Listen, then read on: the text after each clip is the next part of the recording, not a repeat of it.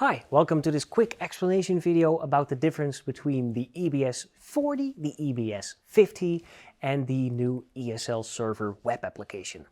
So, let's start with the latest product in the Opticon line. This is the EBS-50. We call it the Smart Base Station. The EBS-40 that I also have here is the previous one. And as you can see, it has a different color scheme. And basically, the insides of the units couldn't be more different.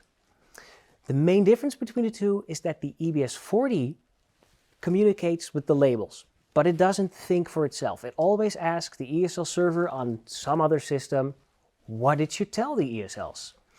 The EBS-50, on the other hand, has its own built-in Linux microcomputer, and that microcomputer runs the ESL server software.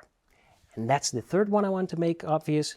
The ESL server software, this new web application interface that we designed, runs on this hardware, but it's not exclusive to this hardware.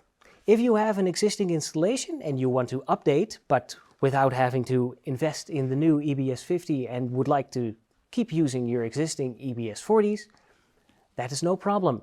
We have an installer for Windows systems. We have installation scripts for Linux systems. Anything is possible. The ESL server software is available basically on every platform. It's platform independent. So this EBS-50 is an all-in-one solution that fixes everything in one go. But if you have an existing installation, your EBS-40s are not suddenly obsolete, and you do not need to invest in new hardware if you are an existing customer and want to move to this new interface. You can contact Opticon with the links in the description. Thank you for watching.